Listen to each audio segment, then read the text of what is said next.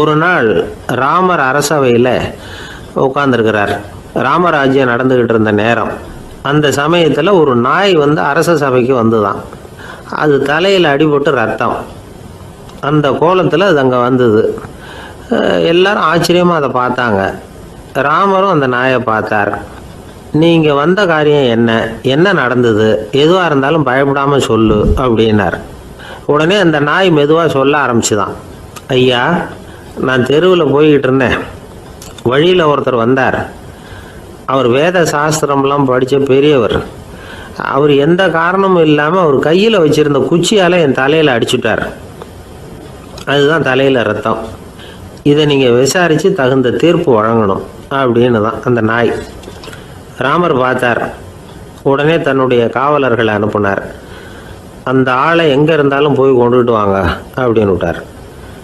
காவலர்கள் போனாங்க. அந்த ஆளை பிடிச்சி கொண்டு வந்துட்டாங்க. அரண்மனைக்கு வா அப்படின்னு சொல்லி கூப்பிட்டுட்டு வந்துட்டாங்க. என்ன நடந்ததுன்னு விசாரித்தார் ராமர். அதுக்கு அந்த ஆள் சொன்னார், நான் வீதி வழியாக வந்துக்கிட்டு இருந்தேன். குறுக்க இந்த நாய் வந்தது. நான் அவசரமாக போய்கிட்டு இருந்தேன். இது எனக்கு வழி விடாமல் குறுக்க பூந்து இடைஞ்சல் பண்ணிச்சு. எனக்கு கோபம் வந்துட்டுது. அதனால் அடிச்சுட்டேன். வேத சாஸ்திரம் படித்த நான் என் வசம் இழந்து கோபப்பட்டது பெரிய தப்பு தான். அதை நான் ஒத்துக்கிறேன். குற்றத்தை ஒப்புக்கொள்கிறேன். எனக்கு என்ன தண்டனை கொடுக்கணுமோ அதை கொடுங்க, ஏற்றுக்கிறேன் அப்படின்னு விட்டார். சரி, இப்போ அந்த ஆளுக்கு தண்டனை கொடுக்கணும். என்ன தண்டனை கொடுக்கறது யோசனை பண்ணார் ராமர். அதையும் அந்த நாய்கிட்டே கேட்டார். நீயே சொல்லு, என்ன தண்டனை கொடுக்கலாம் இவருக்கு அப்படின்னார். இதுக்கு அந்த நாய் என்ன சொல்லிச்சு தெரியுமா? இவரை ஏதாவது ஒரு கோயிலுக்கு தர்மகர்த்தாவாக நியமனம் பண்ணி விடுங்க, அதுதான் இவருக்கு சரியான தண்டனை அப்படின்னுது. இதை கேட்டதும் ராமர் முகத்தில் புன்னகை. ஆனால் அங்கே இருந்த மற்றவங்களுக்கெல்லாம் ஆச்சரியம். அது எப்படி, தப்பு செஞ்சவங்களுக்கு தண்டனை கொடுக்கறது தானே நியாயம், அதை விட்டுட்டு தர்மகர்த்தா பதவியை கொடுக்க சொல்லுது இந்த நாய் அப்படிங்கிற ஆச்சரியம். இந்த சந்தேகத்தை அந்த நாய்கிட்டே கேட்டாங்க அங்கே இருந்தவங்க. இதுக்கு அந்த நாய் பதில் சொல்லிச்சான். நான் போன பிறவியில் ஒரு கோயிலுக்கு தர்மகர்த்தாவாக இருந்தேன். எவ்வளவோ கவனமாக எச்சரிக்கையாக தான் என்னுடைய கடமைகளை எல்லாம் செஞ்சுக்கிட்டு வந்தேன். அப்படி இருந்தாலும் சில சமயங்களில் என்னையும் மீறி கோயில் செல்வத்தை நான் அனுபவிக்கிறதுக்கு காரணமாயிட்டேன். ஒரு கோவிலுக்கு தர்மகர்த்தாவாக இருக்கிறவங்க எப்படியும் இந்த பாவத்திலேருந்து தப்பிக்கிறது கஷ்டம். அதனால தான் நான் இந்த பிறவியில் நாயாக பிறந்து இப்படி கஷ்டப்படுறேன். இதே நிலைமை இந்த ஆளுக்கும் ஏற்படணும் அப்படிங்கிறதுக்காக தான் அவரையும் ஒரு கோயிலுக்கு தர்மகர்த்தாவை நியமிக்கும்படி கேட்டுக்கிட்டேன் அப்படின்னு தான் இந்த நாய். இதிலேருந்து என்ன தெரியுது? எந்த பதவியில் நாம் இருந்தாலும் நமக்கு தெரியாமல் கூட அதை தவறாக உபயோகப்படுத்தக்கூடாதுங்கிறத இதிலேருந்து புரிஞ்சுக்கணும். இல்லைன்னா அடுத்த பிறவியில் நாயாக பிறந்து எங்கேயாவது போய் வாலாட்டிட்டு நிற்க வேண்டியது தான். கோவில் வாசலில் 2 நாய் பேசிக்கிட்டு இருந்துதான். போன ஜென்மத்தில் நான் மனுஷனாக தான் இருந்தேன். ஒரு கோவில் பூசாரி பேச்சை கேட்டுவிட்டு அவரோட கூட்டு சேர்ந்துக்கிட்டு ஆண்டவன் போட்டிருந்த நகையெல்லாம் அபகரித்து என்கிட்ட கொடுத்தாரு அவர். நான் எடுத்துகிட்டு வந்துட்டேன். திருடினது அந்த ஆள் தான், எடுத்துகிட்டு வந்தது தான் நான். இருந்தாலும் நான் மட்டும் நாயாக பிறந்துட்டேன். இப்போ மட்டும் அந்த பூசாரி என்கிட்ட மாட்டினா கடித்து குதறி விடுவேன் அப்படின்னு தான். அவசரப்பட்டு அப்படி செஞ்சுடாதே. பதிலுக்கு அவரும் உன்னை திருப்பி கடித்தாலும் கடிச்சிருவார். ஏன்னா அவரும் இப்போ ஒரு நாயாக தான் பிறந்திருக்கிறார் அப்படின்னு தான். இன்னொன்று, அது எப்படி உனக்கு தெரியும்னு தான். இது நான் தானே அது அப்படின்னு தான் அந்த நாய். திபேத் நாட்டில் புத்த மடாலயங்கள் நிறைய உண்டு. அதுக்கு ஒரு தலைமையகமும் உண்டு. அது இந்த திபேத் தலைநகரம் லாசாவில் இருக்குது. ரொம்ப காலத்துக்கு அப்பால் அதை பற்றிலாம் நிறைய விவரங்கள் எழுதி வச்சிருக்கிறாங்க. அது இப்போவும் நமக்கு கிடைக்குது. அதாவது ரொம்ப தூரத்துக்கு அந்தாண்ட மலைகளுக்கு நடுவில் ஒரு கிளை மடாலயம். அந்த மடத்தின் தலைவருக்கு வயசாயிட்டு தான். அதனால் தலைமை பொறுப்பை வேற ஒருத்தர்கிட்ட ஒப்படைக்கலாம் அப்படின்னு முடிவு பண்ணாராம். உடனே ஒரு லாமாவை கூப்பிட்டார். அவர் மூலமாக தலைமை மடாலயத்துக்கு செய்தி அனுப்புனார், பொருத்தமான வாரிசு ஒருத்தரை அனுப்பி வைக்கும்படியாக. அந்த வாலிப லாமா புறப்பட்டார். காடு மேடெல்லாம் நடந்து போகிறார். ரொம்ப நாள் கழித்து தலைமை பீடத்தை அடைஞ்சார். தலைமை குருக்கிட்ட விவரத்தை சொன்னார். தகுதியான ஒருத்தரை அனுப்பி வச்சா அழைச்சிட்டு போகிறேன் அப்படின்னார். சரி, நாளைக்கு காலையில் நீங்கள் அவங்க எல்லாரையும் அழைச்சிட்டு போகலாம்னார் அவர். அவங்க எல்லாரையுமா? அங்கே தேவைப்படுறது ஒருத்தர் தானே அப்படின்னார் இவர். ஆமான்னார். அப்புறம் ஏன் எல்லாரையும் அழைச்சிட்டு போக சொல்கிறீங்கன்னார். அது இப்போ உனக்கு புரியாது. நான் ஒரு 100 பிக்குகளை அனுப்புகிறேன், அதாவது பிட்சுகளை. அவ்வளவு பேரையும் அங்கே வச்சு சமாளிக்க முடியாது அப்படின்னாரு இவர். இருந்தாலும் இப்போ அந்த தலைமை குரு என்ன சொன்னார்னா, அதை பற்றி கவலைப்படாத, நான் 100 பேரை அனுப்புகிறேன், அதில் 99 பேர் வழியிலேயே காணாமல் போடுவாங்க, ஒருத்தன் மட்டும்தான் வருவான், அவனும் அங்கே வந்து சேர்ந்துட்டான்னா நீ ரொம்ப கொடுத்து வச்சவன் அப்படின்னார். இவருக்கு ஒன்றும் புரியல. இருந்தாலும் மறுநாள் அந்த வாலிபல் 100 பேரை அழைச்சிக்கிட்டு புறப்பட்டார். போகிற வழியிலேயே பல பேர் அங்கங்கே பிச்சுக்கிட்டு போட்டாங்க. அவர் சொன்னது மாதிரியே வழியில் அவங்க ஊர்கள் இருந்தது தான் காரணம். அப்பா அம்மாவை பார்த்துட்டு வரேன் அப்படின்னு கொஞ்சம் பேர் போனாங்க, சொந்த பந்தத்தை பார்த்துட்டு வரேன் அப்படின்னு கொஞ்சம் பேர். ஒரு வாரம் ஆச்சு. இப்போ மிஞ்சினது 10 பேர் தான். வழியில் ஒரு நகரம், அங்கே சில பிட்சுக்கள் வந்து சந்திச்சாங்க. எங்கள் மடத்து தலைவர் இறந்துட்டார், உங்களில் யாராவது ஒருத்தர் எங்களுக்கு தலைவராக முடியுமா அப்படின்னு கேட்டாங்க. 10 பேரும் தயார். அதில் ஒருத்தரை அழைச்சிட்டு அவங்க போயிட்டாங்க. இன்னொரு ஊரில் சில பேர் வந்தாங்க, வழி மறிச்சாங்க. நில்லுங்க, எங்கள் மன்னர் மகளுக்கு திருமணம், அதை நடத்தி வைக்க 3 லாமாக்கள் தேவை அப்படின்னாங்க. இப்படி கொஞ்சம் கொஞ்சமாக எல்லாரும் காலி. கடைசியில் 2 பேரும் மிஞ்சினாங்க.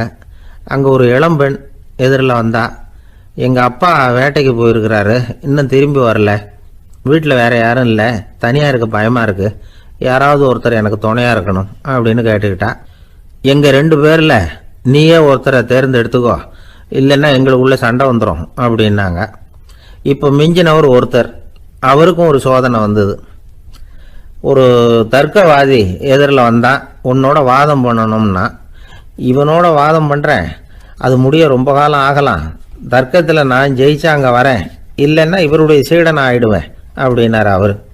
கடைசியாக அழைக்க வந்த வாலிபலாமா மட்டும் வெறும் கையோடு திரும்பி போனார். அங்கே இருந்த வயசான மடாதிபதி கேட்டார், எத்தனை பேர் அங்கேருந்து புறப்பட்டீங்கன்னார். என்னையும் சேர்த்து 101ன்னார் அவர். நல்லது, நீயாவது திரும்பி வந்திய, அதுதான் எனக்கு போதும், ஏன்னா நீ தான் எனக்கு உண்மையான வாரிசு, அந்த 100 பேரில் யாரும் வரமாட்டாங்க அப்படின்னார் அவர். ஏன்னா அவருக்கு தெரியும் இவர் ஒருத்தர் தான் திரும்பி வருவாருங்கிறது. திபேத்தில் ஒரு பழங்கால பழமொழி உண்டாம், 100 பேர் செல்லலாம், எப்பொழுதாவது ஒருவன் அபூர்வமாக அடைய வேண்டிய இடத்தை அடைவான். இதுதான் அந்த பழமொழி. ஒரு உன்னதமான இலக்கை அடையணும்னா அது அவ்வளவு சுலபமான காரியம் இல்லை. இந்த காலத்து மடாலயம் ஒன்று, அதில் ஒரு தலைவர், அவருக்கு வயசாயிட்டுது, தனக்கு ஒரு வாரிசை நியமிக்கணும் அப்படின்னு ஆசைப்பட்டார். ரொம்ப கஷ்டப்பட்டு ஒருத்தரை பிடிச்சார், தனக்கு வாரிசாக நியமிச்சுட்டு அவர் சமாதி ஆகிட்டார். புதுசாக பொறுப்பேற்றுக்கிட்டவர் அப்படியே உட்காந்துருந்தார். அவரை தேடிட்டு பத்திரிகை நிருபர்கள்லாம் வந்தாங்க, கேட்டாங்க. அவர் உங்கள் பொறுப்பில் வந்து அவர் பெரியவர் விட்டுட்டு போன இது எவ்வளவு சுமாராக தேரும், எவ்வளவு விட்டுட்டு போனார் அப்படின்னு கேட்டிருக்கிறாங்க. அது என்ன ஒரு 50 லட்சம் இருக்கும் அப்படின்னாராம். அவ்வளவும் பணமா அப்படின்னு கேட்டிருக்காங்க. இல்லைங்க, கடன் அப்படின்னாராம் இவர். காசி மாநகரத்தை பிரம்மதத்தன் அப்படிங்கிற ராஜா ஆட்சி பண்ணிட்டு வந்தார். அவர் ஒவ்வொரு வருஷமும் ஒரு திருவிழா நடத்துறது வழக்கம். எல்லா தேசத்திலிருந்தும் எல்லா வகையான ஜனங்களும் அதில் வந்து கலந்துக்குவாங்க. ஒரு சமயம் அது மாதிரி விழா நடந்துக்கிட்டு இருந்தது. வைகுண்டத்திலிருந்து தேவலோகத்திலிருந்து நிறைய தேவகுமாரர்கள்லாம் காசி நகருக்கு அப்போது வந்திருந்தாங்க. அதில் முக்கியமாக ஒரு 4 தேவகுமாரர்கள், அந்த 4 பேரையும் சுற்றி ஏகப்பட்ட கூட்டம். அப்படி என்ன விசேஷம் அவங்கக்கிட்ட அப்படின்னா, மற்றவங்களை விட அவங்க முகம் அழகாக இருந்ததா அப்படி பார்த்தா அப்படியும் இல்லை. அவங்க அணிஞ்சிருந்த மலர் மாலைகள் தான் அதுக்கு காரணமாக. அந்த மலர்கள்லேருந்து அப்படி ஒரு அபூர்வமான நறுமணம். இதுக்கு முன்னாடி இப்படி ஒரு நறுமணத்தை அந்த ஊர் ஜனங்க அனுபவிச்சதே இல்லை. அதுதான் அந்த 4 பேரையும் சுற்றி கூட்டம். எல்லாரும் கேள்வி கேட்க ஆரம்பித்தாங்க.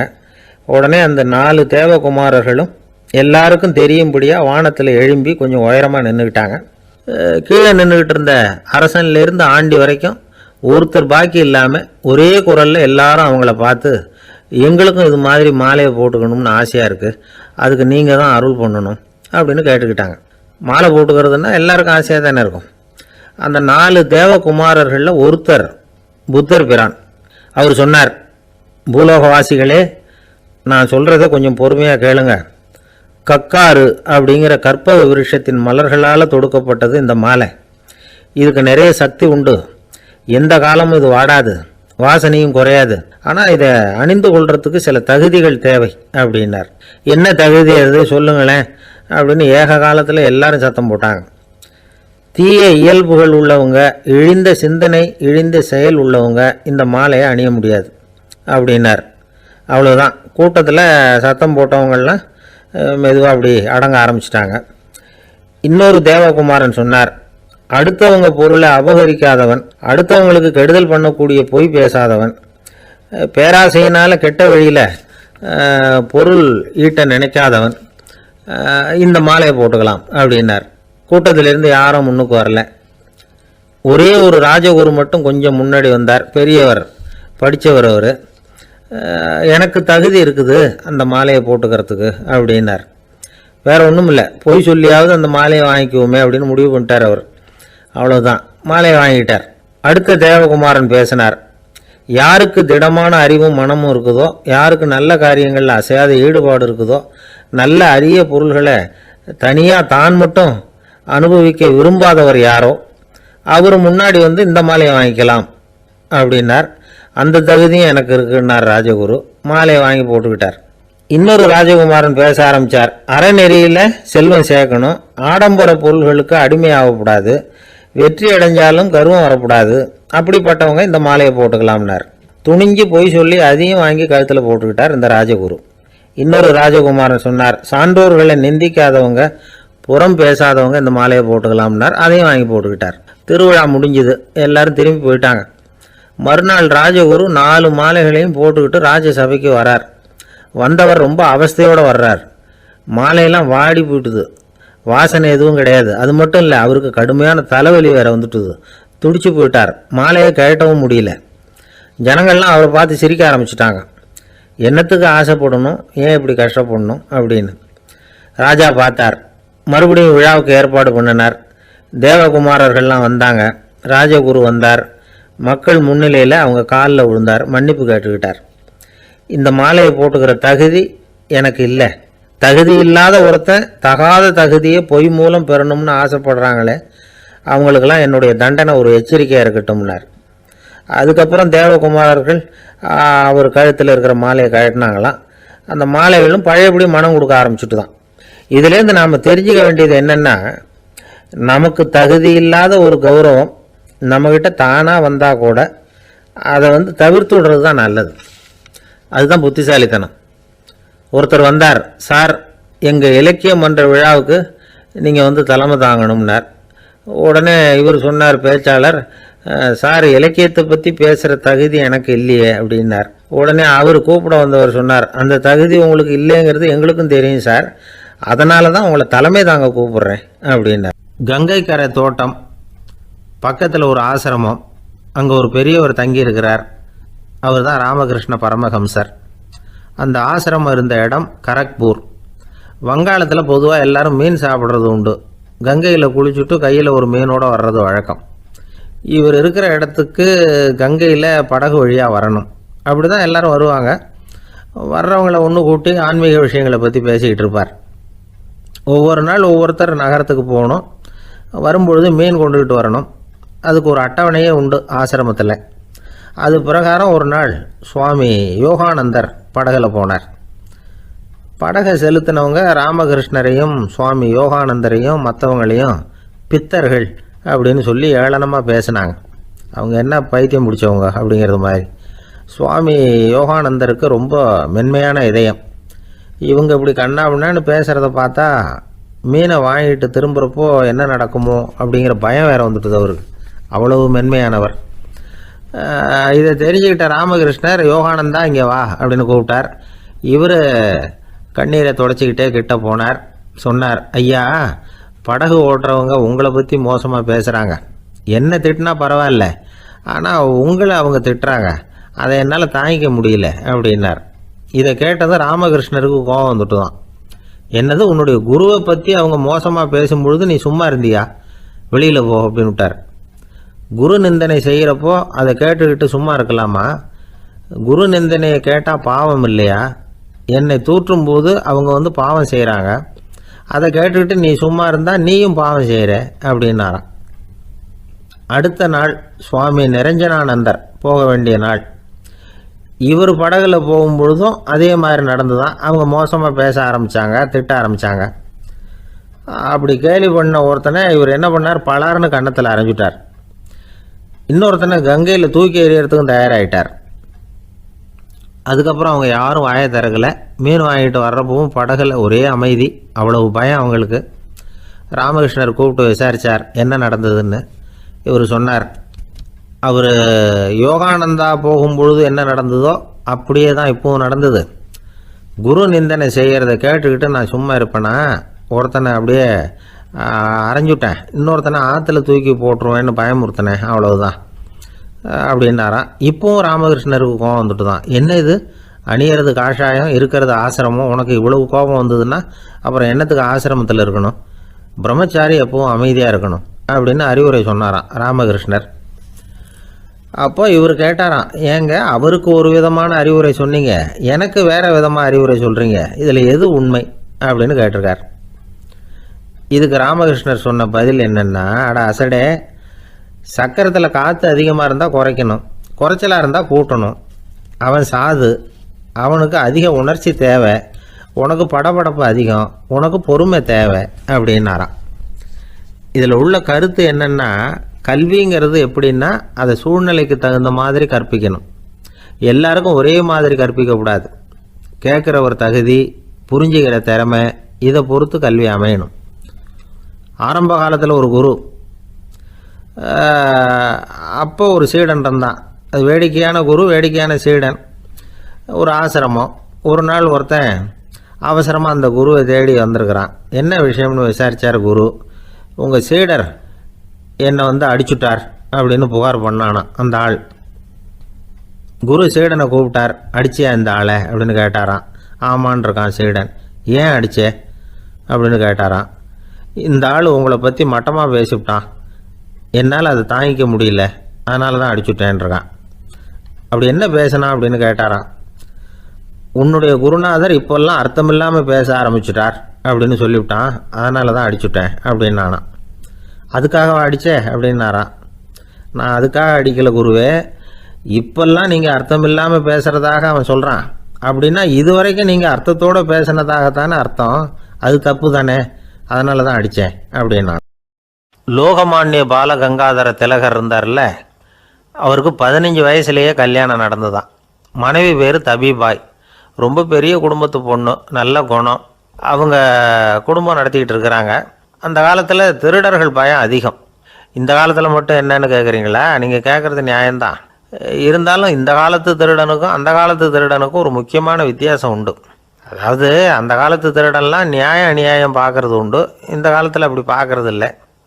அந்த காலத்தில் திருட வர்றவங்கள்ட்ட கூட ஒரு தார்மீக உணர்வு உண்டாம். அதாவது அப்போ உள்ள கொள்ளைக்காரங்க எதை களவாடினாலும் சரி, அரிசியை மட்டும் களவாடுறது இல்லையா, அப்படி ஒரு கொள்கை.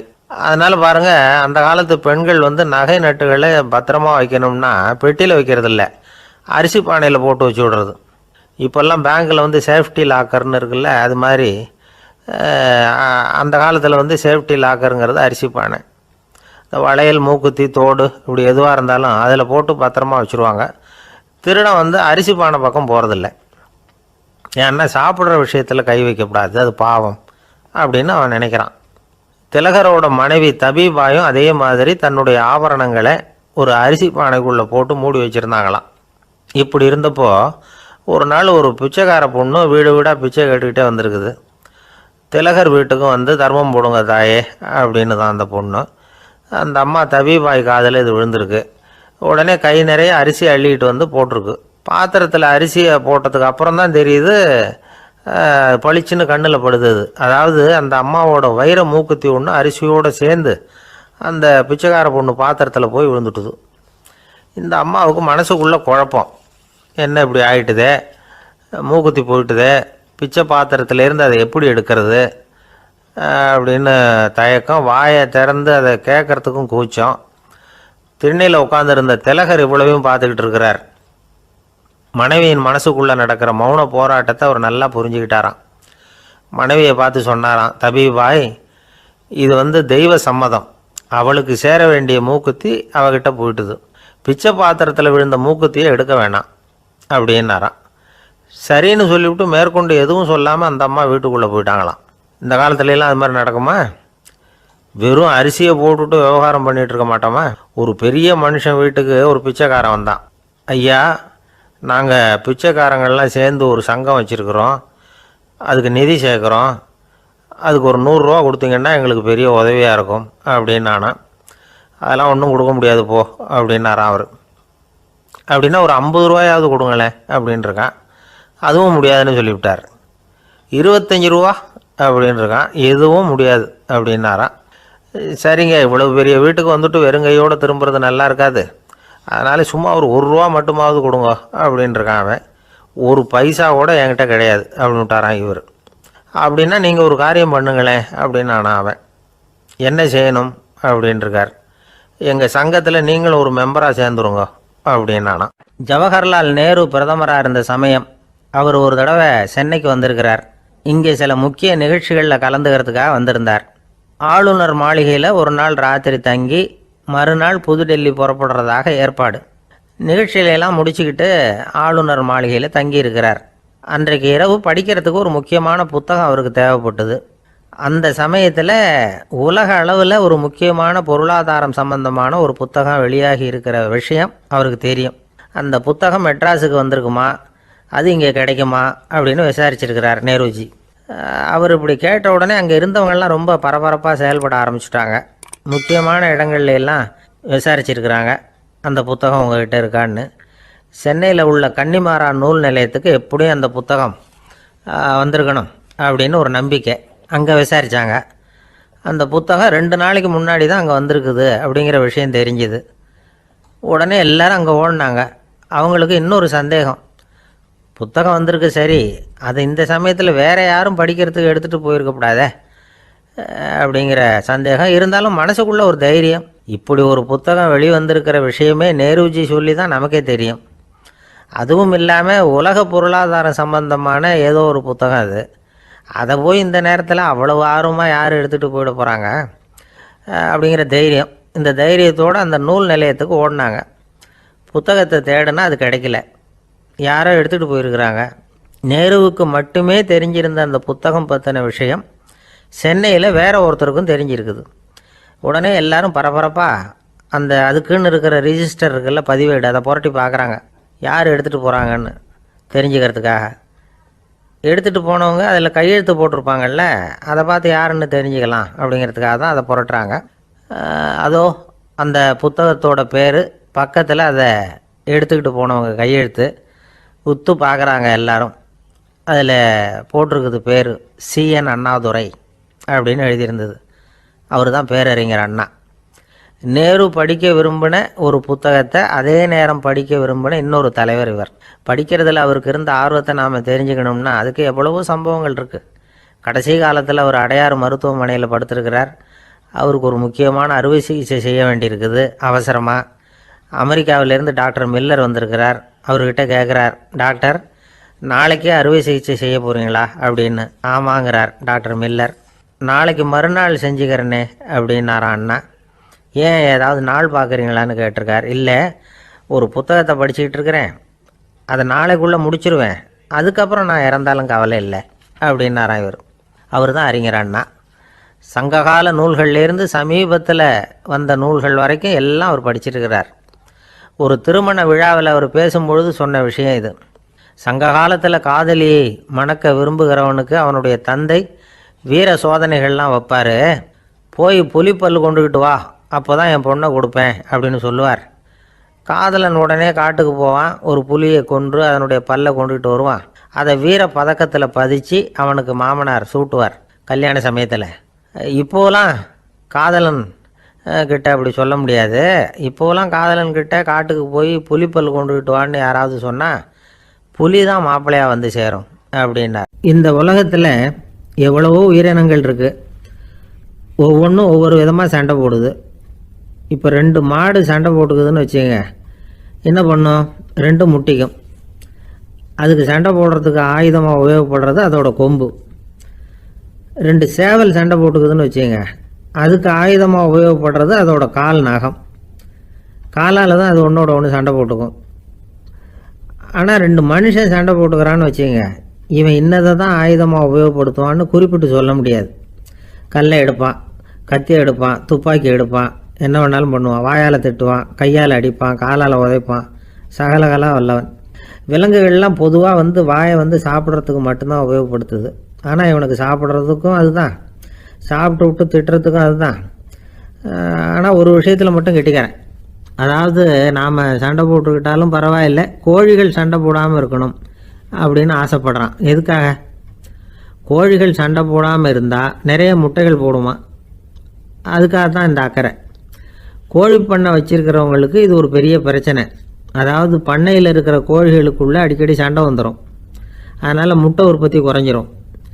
சரி, இதுக்கு என்ன பண்ணுறது? பண்ணையில் போய் உட்காந்துக்கிட்டு தினமும் பஞ்சாயத்து பேசிகிட்டு இருக்க முடியுமா? அமெரிக்காவில் கோழி பண்ணை வச்சுருக்கிற ஒருத்தர் இதை பற்றி யோசனை பண்ணி பார்த்தாராம். ஒரு வழியையும் கண்டுபிடிச்சிருக்கார். கோழிக்கெல்லாம் மூக்கு கண்ணாடி மாட்டி விட்டுட்டோம்னா அது சண்டை போடுற குணம் குறைஞ்சிரும், முட்டை அதிகமாகிடும். அந்த கண்ணாடியில் உள்ள லென்ஸு சிவப்பு நிறத்தில் இருக்கணும், அவ்வளவுதான் அப்படின்னு அவர் கண்டுபிடிச்சாராம். இது ஏற்கனவே நடைமுறையில் கண்டுபிடிக்கப்பட்ட ஒரு விஷயம். ஆனால் எல்லா கோழிக்கும் சிவப்பு மூக்கு கண்ணாடி எப்படி மாட்டி விடுறது? அப்படியே மாட்டி விட்டாலும் அது நழுவாமல் இருக்கணுமே. இப்போ நாமெல்லாம் நடு வரலால் மூக்கு கண்ணாடி நடுவில் தொட்டு அப்படி ஸ்டைலாக சரி பண்ணிக்கிறோம், அது மாதிரி கோழி எப்படி சரி பண்ணிக்கும்? இதுதான் பிரச்சனை. இதுக்கு அவர் என்ன வழி கண்டுபிடிச்சாருன்னா, கோழிக்கெல்லாம் மூக்கு கண்ணாடிக்கு பதிலாக விழியொட்டு வில்லைகள், கான்டாக்ட் லென்ஸ், அதை பொருத்தி விட்டா என்ன அப்படின்னு யோசனை பண்ணார். அதே மாதிரி பண்ணார். அதே மாதிரி செஞ்சு பார்த்தார், வெற்றி. அதுக்கப்புறம் கோழியெல்லாம் சண்டை போட்டுக்கலையாம், சமாதான பிரியர்கள் ஆகிட்டு தான். கோழிகளுக்கு இயல்பாகவே சண்டை போடுற குணம் உண்டு. ஆனால் அதோட கண்ணுக்கு பார்க்குற பொருள்லாம் ரோஜா நிறத்துலையோ அல்லது இன்னும் சொல்லப்போனால் அழுத்தமான சிவப்பு நிறத்துலையோ தெரிஞ்சதுன்னா சண்டை போடுற குணம் குறைஞ்சிருதான். அந்த சமயத்தில் அது அதிகமாகவும் முட்டையிட ஆரம்பிச்சுடுதான். அதே நேரத்தில் இறை எடுக்கிறத கூட குறைச்சிக்குதான். இது ஏன் இப்படி பண்ணுதுங்கிறது விஞ்ஞானிகளுக்கு இன்னமும் புரியலையா. எப்படியோ அமெரிக்க கோழிகள்லாம் கான்டாக்ட் லென்ஸ் பொருத்திக்க ஆரம்பித்தாச்சு. கோழி கழுத்தை பிடிச்சிக்கிட்டு ஒரு சில வினாடிகளில் அதை பொருத்தி விட்றாங்களாம். கோழியோட ஆயுள் பூரா அது அப்படியே இருக்குமா. பண்ணையில் முட்டை உற்பத்தி குறைஞ்சா இது மாதிரி விஞ்ஞானபூர்வமாக பரிகாரம் தேடுறது தான் நல்லது. நமக்கு வேண்டியப்பட்ட ஒருத்தர், அவர் ஒரு கோழி பண்ணை வச்சுருந்தார். அந்த பண்ணையில் பாதி கோழி திடீர்னு செத்து போச்சு. உடனே ஒரு கால்நடை மருத்துவர்கிட்ட போக வேண்டியது தானே, அங்கே போகல. உள்ளூரில் மந்திரம் பண்ணிகிட்டு இருந்த ஒரு சாமியார்கிட்ட போனார். அவர் காலில் விழுந்தார். சாமி, என் பண்ணையில் பாதி கோழி செத்து போட்டுதுன்னார். சாமியார் யோசனை பண்ணார். சரி, பண்ணையில் வாசப்படி கிழக்கு பக்கமாக வச்சுருக்கியா மேற்கு பக்கமாக வச்சுருக்கியான்னு கேட்டார். கிழக்கு பக்கமாக இருக்குன்னார் அவர். அதுதான் தப்பு, மேற்கு பக்கமாக அதை மாற்று, சரியாக போடும்னாராம். அதே போல் இவர் போய் மாற்றிவிட்டார். அப்பவும் பாதி செத்து போச்சு. மறுபடியும் சொன்னார், சாமி மறுபடியும் பாதி கோழி செத்து போட்டுதேன்னார். சரி, கூரை எப்படி போட்டிருக்க, ஓடு போட்டிருக்கியா இல்லை கீத்து போட்டிருக்கியான்னார். ஓடு போட்டிருக்கேன்னாராம் அவர். அதுதான் தப்பு, கீத்து போட்டுரும், சரியாக போடும்னாராம். சரின்னு போய் அதையும் மாற்றி பார்த்தார். மறுபடியும் போயிட்டுது, கோழி செத்து போச்சு. வந்தார். மறுபடியும் பாதி செத்து போச்சு சாமின்னு வந்தார். இவரும் யோசனையை மாற்றி மாற்றி சொல்லிகிட்டே இருக்கிறார். இப்படி அவரும் மாற்றி மாற்றி பார்த்தார். 6வது தடவையாக அவரை தேடிட்டு வந்தார். அந்த சமயத்தில் இவர் ரொம்ப தீவிரமாக யோசனை பண்ணி பார்த்துட்டு, அது சரிப்பா, நீயும் என்கிட்ட சளைக்காமல் வந்துக்கிட்டு இருக்கிற, நானும் யோசனை சொல்லிகிட்டு இருக்கேன். இப்போவும் உங்ககிட்ட சொல்கிறதுக்கு என்கிட்ட யோசனை நிறையா இருக்குது, ஆனால் சோதிக்கிறதுக்கு உங்ககிட்ட கோழி இல்லையே, என்ன பண்ணுறது அப்படின்னாராம் இவர். 2 பேர் சுவாரஸ்யமாக பேசிக்கிட்டு இருக்கிறப்போ குறுக்க புகுந்து தொந்தரவு பண்ணுறதுக்குன்னே சில பேர் இருப்பாங்க. அது ரொம்ப இடைஞ்சலாக இருக்கும். இதே மாதிரி மின்காந்தம் கூட குறுக்க புகுந்து தொந்தரவு பண்ணும். கடைசியில் அது ஒரு பெரிய இடைஞ்சலில் கொண்டாந்து விட்டுரும். சில வீடுகளில் கேபிள் கனெக்ஷன் இல்லாமல் சில தனியார் டிவி காட்சிகள் தெரியும். அதுக்கு என்ன காரணம்னா இந்த மின்காந்த குறுக்கீடு தான் காரணம். இதைத்தான் சுருக்கமாக இஎம்ஐ அப்படின்னு சொல்கிறாங்க. அதாவது எலக்ட்ரோ மேக்னெட்டிக் இன்டர்ஃபியரன்ஸ். இது ஏற்படக்கூடிய இடங்கள் எது எதுன்னு எடுத்துக்கிட்டால் அது ஒரு பெரிய பட்டியலாகவே போயிடும். இந்த இஎம்ஐ தொந்தரவு கேபிள் டிவியில் மட்டும்தான் இல்லை, ராக்கெட் ஏவுதளத்தில் உள்ள ரேடார்கள், அங்கே உள்ள சில சக்தி வாய்ந்த தொலைத்தொடர்பு சாதனங்கள், விமான தளங்களில் உள்ள ரேடார்கள், கப்பல் தளங்களில் பொருத்தப்பட்டிருக்கக்கூடிய சக்தி வாய்ந்த ஆண்டனாக்கள், இப்படி நிறைய சொல்லலாம். காவல் நிலையங்களில் பயன்படுத்தப்படுகிற வயர்லெஸ் தொடர்பு சாதனங்கள் கூட ஓரளவுக்கு இந்த மின்காந்த அலைகளை வெளியிடும். நம்ம வீட்டில் உட்காந்துக்கிட்டு ரேடியோ கேட்டுக்கிட்டு இருப்போம் அல்லது டிவி பார்த்துக்கிட்டு இருப்போம். அந்த சமயத்தில் பக்கத்து தெருவில் ஒரு மோட்டார் சைக்கிள் அல்லது காரு, குறிப்பாக பெட்ரோல் இன்ஜின், அது போகிறப்போ அதில் உள்ள மின்கலத்தில் வந்து, அதாவது மேக்னட்டோ பேட்டரியிலிருந்து வெளிப்படுகிற மின்காந்த அலை இங்கே வந்து டிவியிலையும் ரேடியோவிலையும் கரகரப்பு உண்டு பண்ணும். சரி, இது வந்து பெருசாக என்ன இடைஞ்சலை உண்டு பண்ணிட போகுது அப்படின்னு நாம் அலட்சியமாக நினைக்கலாம். வயசானவங்களுக்கு மறதி நோயின்னு ஒன்று வரும்ல, அல்ஷமீர், அதாவது மூளையில் உள்ள செல்கள் வந்து செயலிழந்து போயிடுறது. அது செய்ய வேண்டிய வேலையை மறந்துடும். மனைவியே எதிரில் வந்து நின்னா கூட உன்னை எங்கேயோ பார்த்தது மாதிரி தெரியுதே அப்படின்னு சொல்லிட்டு இருப்பாங்க. அப்படி ஒரு மறதி. இந்த விசித்திரமான நோய்க்கு இதுவரைக்கும் மருந்தே இல்லைன்னு வேற சொல்கிறாங்க. இந்த மைக்ரோ ஓவன் அப்படின்னு சொல்லக்கூடிய சமையல் அடுப்புகள் கூட மின்காந்த அலைகளை வந்து வெளியிடுது. சமயத்தில் சில தொழிற்சாலைகளில் கூட பெரிய விபத்துக்களை இந்த இஎம்ஐ உண்டு பண்ணிவிடும். இதை பற்றி தீவிரமாக சிந்திக்க ஆரம்பித்ததே ஒரு விபத்துக்கு பிறகு தான். அமெரிக்காவுக்கும் வியட்நாமுக்கும் இடையில் போர் நடந்தது. அந்த சமயம் அமெரிக்காவுக்கு சொந்தமான விமானம் தாங்கி கப்பல் ஒன்று வியட்நாமை தாக்கிறதுக்கு தயாராக ஏவுகணைகளோட கடலில் நிறுத்தி வைக்கப்பட்டிருந்தது. தற்செயலாக அந்த பகுதியில் கப்பல் தொலைத்தொடர்பு பகுதிக்கு அருகில் ஊடுருவிய இந்த சக்தி வாய்ந்த ரேடியோ அலைகள் ஏவுகணையில் இருந்த மின்னணு சர்க்கியூட்டை பூர்த்தி செஞ்சு வச்சுட்டுது. அவ்வளவுதான், ஏவுகணை அங்கேயே வெடித்து சிதறி போச்சு. 130 பேர் அந்த இடத்துலயே உடல் கருகி செத்து போட்டாங்க. ஏகப்பட்ட பொருள்கள் நாசம். இந்த விபத்துக்கான காரணம் என்னங்கிறத உடனடியாக யாராலையும் கண்டுபிடிக்க முடியல.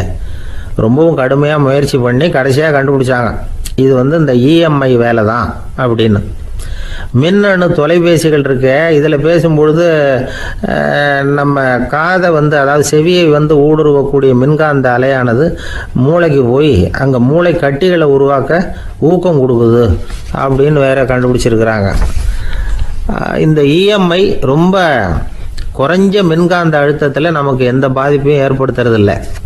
மின்காந்த அலைகள் அழுத்தத்தோடு இருக்கிற இடங்களில் ரொம்ப நேரம் இருந்தோம்னா நம்ம உடம்பின் வெப்பநிலை 2 டிகிரி செல்சியஸ் வரைக்கும் அதிகரிக்குதாம்.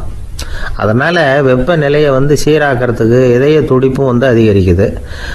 இப்படிலாம் கண்டுபிடிச்சிருக்கிறாங்க. இப்போல்லாம் இந்த மின்காந்த குறுக்கீடுகளை தடுக்கிறது எப்படி அப்படின்னு விஞ்ஞானிகள் யோசனை செய்ய ஆரம்பிச்சிருக்கிறாங்க. இந்த விஷயத்தில் அலட்சியமாக இருந்தோம்னா எதிர்காலத்தில் நிறைய பேருக்கு இந்த ஞாபக மறதி நோய் வந்துடும். அப்புறம் அது ரொம்ப கஷ்டமாக போயிடும். ஒரு குடும்ப தலைவர் தன் மனைவியை பார்த்து, யார் நீ, உன்னை எங்கேயோ பார்த்தது மாதிரி இருக்குதே அப்படின்னு சொல்லிக்கிட்டு இருந்தார். உடனடியாக அவரை போய் பார்த்தேன். வாங்க டாக்டர்கிட்ட போகலாம் அப்படின்னு. அவர் என்னை தனியாக அழைச்சிட்டு போய் காதோட காதாக மெதுவாக சொல்கிறார், இதை பாருப்பா, என் கையில் பணம் இல்லாத போகலாம், அப்படி மறதி நோய் வந்துட்டது மாதிரி நடிச்சுக்கிட்டு இருப்பேன், அவ்வளவுதான், அதை நீ கண்டுக்காத அப்படின்னார். ஒருத்தர் ரொம்ப அவசரமாக போய்கிட்டு இருந்தார். எங்கே சார் போகிறீங்கன்னு கேட்டோம். எனக்கு வேண்டியப்பட்ட ஒருத்தருக்கு குழந்தை பிறந்திருக்கிறதாக செய்தி வந்திருக்கு, அதுதான் ஆஸ்பத்திரிக்கு போயிட்டுருக்கேன், பார்த்துட்டு வரலாம்னு அப்படின்னார்.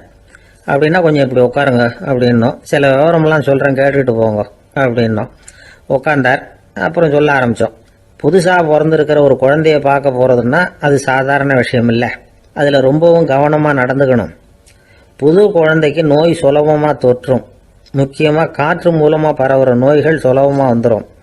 அதனால் நமக்கு உடம்பு சரியில்லைன்னா குழந்தைய விட்டு கொஞ்சம் தள்ளியே இருக்கிறது தான் நல்லது. பெரியவங்களை பொறுத்த வரைக்கும் சாதாரணமாக உள்ள ஒரு கிருமி கூட குழந்தைய பொறுத்த வரைக்கும் ரொம்ப மோசமான ஒரு கிருமியாக இருக்கும். சில வெளிநாடுகளில் எப்படி தெரியுமா, பிறந்த குழந்தை தூங்கிக்கிட்டு இருக்கிற ஒரு ரூமுக்கு போகணும்னா போகிறவங்க வந்து முகமூடி போட்டுக்கணும், காலணிகளை மாற்றிக்கணும், அவ்வளவு சுத்தமாக உள்ளே போய் பார்த்துட்டு வரணும். பொதுவாக சில ஆஸ்பத்திரிகளில் பார்த்தீங்கன்னா பார்வையாளர்கள் நேரத்தில் விசிட்டிங் ஹவர்ஸ் தாயை விட்டு குழந்தைய தனியாக பிரித்து வச்சுருவாங்க. எதுக்குன்னு நினைக்கிறீங்க? அந்த நேரம் பல பேர் வருவாங்க போவாங்க, அவங்க கை கால் சுத்தமாக இருக்காது. சுத்தம் இல்லாத கைகள் மூலமாக கிருமிகள் பரவும். சுத்தம் இல்லாத கைன்னா மண்ணு தூசி படிஞ்சிருக்கிற கை மட்டும் தான் அர்த்தம் இல்லை. சாலையில் கையை வீசிக்கிட்டு நடந்து வர்றீங்க, குழந்தைய பொறுத்த வரைக்கும் அது கூட சுத்தம் இல்லாத கை தான். தாயை தவிர மற்றவங்க குழந்தைய தூக்காமல் பார்த்துக்கிறது நல்லது. தாய் கூட அளவோட கொஞ்சிறதோடு நிறுத்திக்கணும். புதுசாக ஒரு குழந்தைய பெற்றிருக்கிற பொண்ணுக்கிட்ட மற்ற தாய்மார்கள் ஏதாவது சொல்லிக்கிட்டே இருப்பாங்க. குழந்தைய அப்படி வளர்க்கணும் இப்படி வளர்க்கணும் அப்படின்னு ஏதாவது அட்வைஸ் பண்ணிக்கிட்டே இருப்பாங்க. இப்படி ஓவராக அறிவுரை பண்ணுறது அந்த பொண்ணை வந்து குழப்பி விட்டுரும். அதனால் அப்படிலாம் பண்ணக்கூடாது. அந்த பெண்ணே ஏதாவது கேட்டால் கூட டாக்டர் சொல்ல வேண்டிய விவரங்களை எல்லாம் நாமே சொல்லிக்கிட்டு இருக்கக்கூடாது. புதுசாக பிறந்திருக்கிற குழந்தைய மட்டும்தான் இப்படி பார்க்கணும்னு இல்லை. ஒரு நோயாளி குழந்தைய பார்க்க போகிறதுனா கூட ரொம்ப எச்சரிக்கையாக தான் நடந்துக்கணும். ஒரு தின்பண்டமோ விளையாட்டு சாமானோ அந்த குழந்தைக்கு நாம் வாங்கிட்டு போகிறதா வச்சுக்குவோம். அதை நேராக கொண்டுகிட்டு போய் அந்த குழந்தைகிட்டே கொடுக்கக்கூடாது. அதோட அப்பா அம்மா கிட்ட ரகசியமாக கொடுக்கலாம். அவங்க முடிவு பண்ணட்டும் குழந்தைகிட்ட அதை கொடுக்கலாமா வேண்டாமாங்கிறத. அவங்களுக்கு தான் தெரியும் அதோட மனசும் உடம்பும். உங்கள் அக்கறையை காட்டுறதா நினச்சிக்கிட்டு குழந்தை வாயில் எதையும் கொண்டுட்டு போய் போடாதீங்க. போகிறப்போ உங்கள் வீட்டு குழந்தையும் அழைச்சிட்டு போகாதீங்க. இது நோயை வாங்கிட்டு வந்துடும், அல்லது புதுசாக ஒரு நோயை அதுக்கிட்ட கொடுத்துட்டு வந்துடும். என்னதான் உங்களுக்கு பழக்கமான குழந்தையா இருந்தால் கூட அதுக்கு விருப்பம் இல்லைன்னா பேசக்கூடாது. அங்கே போய் அவங்க பள்ளிக்கூடத்தை ஞாபகப்படுத்திகிட்டு இருக்கக்கூடாது. நோயில் இருக்கிறப்ப ஸ்கூலை பற்றி பேச அது விரும்பாது. ஆஸ்பத்திரியை விட்டு வெளியில் புறப்படுறப்போ குழந்தைகிட்ட சொல்லணும்னு அவசியம் இல்லை. அதோட அப்பா அம்மா கிட்ட சொல்லிவிட்டு புறப்பட்டா போதும், குழந்தை கோபிச்சிக்காது. சமூக சம்பிரதாயத்தை பற்றி அது கவலைப்படுறதில்லை. இப்படி எல்லா விவரமும் நம்ம எதிரில் உட்காந்துருந்தவங்க கிட்ட சொல்லி முடித்தோம். ரொம்ப நன்றி சார் அப்படின்னு சொல்லிவிட்டு அவர் புறப்பட்டார்.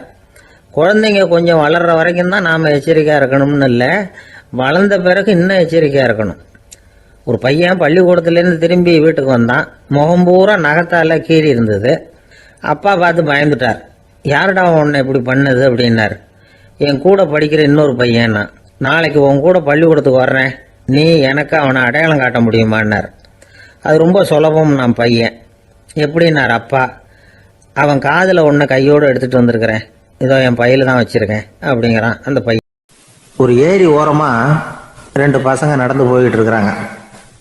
அதில் ஒருத்தன் பணக்கார வீட்டு பையன், இன்னொருத்தன் ஏழை. இவங்க 2 பேரும் போய்கிட்டு இருக்கிறாங்க. வழியில் ஒரு இடத்துல ஒரு ஜோடி செருப்பு இவங்க கண்ணில் படுது. ஒரு விவசாயி அந்த செருப்பை அங்கே விட்டுட்டு பக்கத்தில் இருந்த ஏரியில் கை காலை கழுவிட்டு இருக்கிறார். உடனே அந்த பணக்கார பையனுக்கு ஒரு ஐடியா. அவன் சொன்னானா, டேய் இப்போ ஒரு வேடிக்கை செய்யலாம், அந்த செருப்பு 2ஐயும் தூக்கி எட்டத்தில் வீசி எரிஞ்சிருவோம். அந்த ஆள் வந்து பார்த்துட்டு செருப்பை தேடி அல்லாடுவான், அங்கேயும் இங்கேயும் ஓடுவான், திருன்னு முழிப்பான். அதை பார்த்து நாம் ரசிக்கலாம், நல்ல தமாஷா இருக்கும் அப்படின்ட்டுருக்கான். இப்படி சொல்லிவிட்டு அந்த செருப்புகளை தூக்கத்துக்கு போனானா. கொஞ்சம் பொறு அப்படின்னானா அந்த ஏழை பையன். ஏன்னு கேட்டிருக்கான் அவன். இப்போ அந்த ஏழை பையன் சொன்னானா, நீ சொல்கிறது ஒன்றும் வேடிக்கை கிடையாது, உன்னோட செருப்பு தொலைஞ்சா உன் அப்பா உடனே உனக்கு வேறு செருப்பு வாங்கி கொடுத்துருவார். ஆனால் அந்த ஆளுக்கு இந்த செருப்பு தொலைஞ்சதுன்னா வேறு புதுசாக வாங்கிறதுக்கு வாயையும் வயத்தையும் கட்டி பணத்தை சேர்க்க வேண்டியிருக்கும். அதனால் நான் ஒரு வேடிக்கை சொல்கிறேன், அது மாதிரி செய், அது இன்னமும் தமாஷா இருக்கும் அப்படின்னானா. எப்படி அது சொல்லுன்றான் அவன். செருப்பு 2ம் அது இருக்கிற இடத்துலையே இருக்கட்டும், உன் சட்டை பையிலிருந்து ஒரே ஒரு ரூபாய் நாணயத்தை எடு, அதை அந்த செருப்பு மேலே அதோட குதிகால் பகுதியில் வச்சுட்டு நாம் 2 பேரும் அந்த மரத்துக்கு பின்னாடி ஓடி போய் மறைஞ்சு நின்றுக்குவோம், அப்புறம் பாரு வேடிக்கையே அப்படின்னா. அதே மாதிரி ரூபா காசு செருப்பு மேலே வச்சுட்டு இவங்க 2 பேரும் மறைஞ்சு நின்றுக்கிட்டாங்க. கொஞ்ச நேரத்தில் அந்த விவசாயி வந்தார். காலில் உள்ள மண்ணை தட்டிவிட்டு செருப்பை மாட்டுறதுக்காக போனார். அங்கேருந்து காசு கண்ணில் போட்டுவிட்டுது. அவருக்கு ஆச்சரியமாக போச்சு. அதை கையில் எடுத்து பார்க்குறார். 4 பக்கமும் திரும்பி திரும்பி பார்க்குறார், யார் இதை வச்சுருப்பான்னு. கடைசியில் ஆகாயத்தை பார்க்குறார். ஆண்டவா, இது உன்னோட கருணை தான், நீ தான் யாரோ புண்ணியவான் மனசில் தர்மம் பண்ணுற எண்ணத்தை உண்டாக்கி இருக்கிற, அந்த புண்ணியவான் நல்லா இருக்கணும் அப்படின்னு வாழ்த்தி அந்த காசை கண்ணில் ஊற்றிக்கிட்டாரான். மறைஞ்சிருந்து பார்த்துக்கிட்டு இருந்த ஏழை பையன் இப்படி சொன்னான், பாத்தியா, உன்னை புண்ணியவான்னு வாழ்த்தி விட்டு போகிறார் அந்த ஆள், அவருக்கும் சந்தோஷம், அதை பார்த்து நமக்கும் சந்தோஷம். உனக்கு ரூபாங்கிறது ஒரு பெரிய விஷயம் இல்லை, ஆனால் அதனால் நமக்கு கிடைச்சிருக்கிற மகிழ்ச்சி ரொம்ப உயர்வானது அப்படின்னு நானும். வேடிக்கையும் கிண்டலும் இது மாதிரி அடுத்தவங்களுக்கு இடைஞ்சலாக இல்லாமல் இருக்கணும் அப்படிங்கிறார் கலைவாணர். ஆனால் பாருங்கள், அவருக்கே இடைஞ்சலாக வர்ற விஷயங்களை கூட அவர் வேடிக்கையாக தான் எடுத்துக்கிட்டாராம். ஒரு தடவை ஒருத்தர் கலைவாணர்கிட்ட வந்து, ஐயா என் குழந்தை செத்து போச்சு அப்படின்னு சொல்லி அழுதாராம். உடனே இவர் அவருக்கு 100 ரூபா பணத்தை கொடுத்து, இந்தாங்க அடக்கம் செய்யுங்க அப்படின்னு சொல்லி அனுப்பி வச்சாராம். 1 வருஷம் கழித்து மறுபடியும் அதே ஆள் வந்திருக்கார். இவர் மறந்துருப்பாருங்கிற நினைப்பில், அண்ணே என் குழந்தை இறந்து போச்சுண்ணே அப்படின்னாராம். இவர் மறுபடியும் 100 ரூபா கொடுத்து ஆறுதல் சொல்லி அனுப்பி வச்சாராம். 7-8 மாதம் கழித்து மறுபடியும் அதே ஆள் வந்திருக்கார். அவர் வாயை திறக்கிறதுக்கு முன்னாடியே இவர் 100 ரூபாய் அவர் கையில் வச்சு, போன 2 தடவை தான் குழந்தை செத்து போச்சு, இந்த தடவையாவது அதை சாகாமல் காப்பாற்றி விடு அப்படின்னு சொல்லி அனுப்பி வச்சாராம். அதுக்கப்புறம் அந்த ஆள் வர்றதே இல்லையா. ஒரு அப்பாவுக்கு 2 பிள்ளைங்க. மூத்தவன் ரொம்ப அடக்கம். அப்பா எது சொன்னாலும் கேட்பான், பெரியவங்களுக்கு கீழ்ப்படிஞ்சு நடப்பான். இளையவன் அப்படி இல்லை, தான் நினச்சதை தான் சொல்லுவான், செய்வான். அடுத்தவங்க சொல்கிறத கேட்க மாட்டான், அடங்கி நடக்க மாட்டான். இந்த 2 பேரில் யாரை உங்களுக்கு பிடிக்கும்? பெரியவனை தான் பிடிக்கும். ஏன்னா அவன் தான் சொல்கிற பேச்சை கேட்குறவன் அப்படின்னு சொல்லுவீங்க. ஆனால் ஒரு ஞானி என்ன சொல்கிறார் தெரியுமா? ஒரு குழந்தை அதன் அறிவுக்காக மதிக்கப்பட வேண்டுமே தவிர அதனுடைய கீழ்ப்படியும் தன்மைக்காக அல்ல அப்படிங்கிறார். நம்ம குழந்தைகளை சுயமாக சிந்திக்கிறதுக்கு நாம் விடுறதில்லை, மற்றவங்கள பார்த்து காப்பி அடிக்கிறதுக்கு தான் நாம் அவங்களுக்கு கற்றுக் கொடுக்குறோம். புகழ்பெற்ற மனிதர்கள் சிலருடைய பேரை சொல்லி நீயும் அவர் மாதிரி ஆகணும், இவர் மாதிரி ஆகணும் அப்படின்னு சொல்லிகிட்டே இருக்கிறோம். குழந்தைகள் தங்களுடைய தனித்தன்மையை வளர்த்துக்கிறதுக்கு நாம் தடையாக இருக்கிறோம். ஒரு குழந்தைகிட்ட அனாவசியமாக நம்பிக்கையை வளர்த்துடக்கூடாது, எந்த கோட்பாட்டையும் திணிக்கக்கூடாது. நாம் ஏற்கனவே அர்த்தமில்லாத கருத்துக்களையும் கொள்கைகளையும் மனசில் போட்டு நிரப்பி வச்சுருக்கிறோம். இந்த உலகத்துக்கு புதுசாக சேர்ந்திருக்கிற ஒரு குழந்தையின் தூய்மையான மனசில் நம்ம கருத்துக்களை அறிமுகம் செய்ய அல்லது திணிக்கிறதுக்கு நமக்கு எந்த அதிகாரமும் கிடையாது. ஒரு குழந்தைய நீ இந்த மதத்தை சேர்ந்தவன் அப்படின்னு பிறந்ததுமே ஒரு முத்திரை குத்தி போடுறோம். இது அதோட சுதந்திரத்தை ஆரம்பத்திலேயே கிள்ளி எறிகிறது மாதிரி தான். நீங்கள் ஒரு மதத்தின் வழிமுறைகளை கடைப்பிடிச்சிக்கிட்டு வர்றீங்க, அந்த வழியில் போய்கிட்டு இருக்கிறீங்க, சரி, அதனால் போகிறீங்க. அதுக்காக உங்கள் குழந்தையையும் அதே வழியில் தான் வரணும் அப்படின்னு கட்டாயப்படுத்துறதுக்கு உங்களுக்கு என்ன உரிமை இருக்குது? அந்த குழந்தை சுயமாக சிந்தித்து ஒரு முடிவுக்கு வரட்டுமே, அதுக்கு நீங்கள் ஏன் தடையாக இருக்கிறீங்க? நமக்கு உண்மையிலேயே நம்ம குழந்தை மேலே அன்பு இருந்தால் இது மாதிரி திணிப்பு வேலைகளை செய்யக்கூடாது. திணிப்பு வேலைகளிலிருந்து குழந்தைகளை காப்பாற்றினா போதும், அதுதான் ரொம்ப முக்கியம். அடுத்த தலைமுறை அற்புதமான தலைமுறையாக உருவாகும். நாம் தான் சாதி மத சங்கடங்களில் மாட்டிக்கிட்டு தவிக்கிறோம். அவங்களாவது சாதி மத வேறுபாடு இல்லாத சமுதாயத்தை பார்க்கட்டுமே, அந்த சௌகரியங்களை அனுபவிக்கட்டுமே. அதுக்கு நாம் என்ன செய்யணும்னா ஒன்றும் செய்யாமல் இருந்தால் போதும். ஒரு குழந்தைகிட்ட நம்ம கருத்தை திணிக்கும் பொழுது என்ன ஆகுது தெரியுமா? அது அவனை அவங்ககிட்ட இருந்தே அப்புறப்படுத்தி விடுது, அவனுடைய தனித்தன்மையை அழிச்சுடுது, அவனை ஒரு எல்லைக்குள்ளே திணிச்சுடுது. இதெல்லாம் அன்புங்கிற பேரால் பெற்றோர்கள் செய்கிற தப்பு. இதெல்லாம் கேட்டுக்கிட்டு இந்த காலத்தில் அப்பா ஒருத்தர் சொன்னார், நான் கருத்துக்களை எல்லாம் என் பையன்கிட்ட திணிக்கிறது இல்லைங்க, ஆனால் அதிகமாக சாப்பிட சொல்லி கட்டாயப்படுத்துவேன் அப்படின்னார். உங்கள் வீட்டு சமையல் அவ்வளோ நல்லா இருக்குமான்னு கேட்டாங்க. நல்லா இருந்தால் நான் ஏன் அவனை சாப்பிட சொல்லி கட்டாயப்படுத்த போகிறேன் அப்படின்னார்.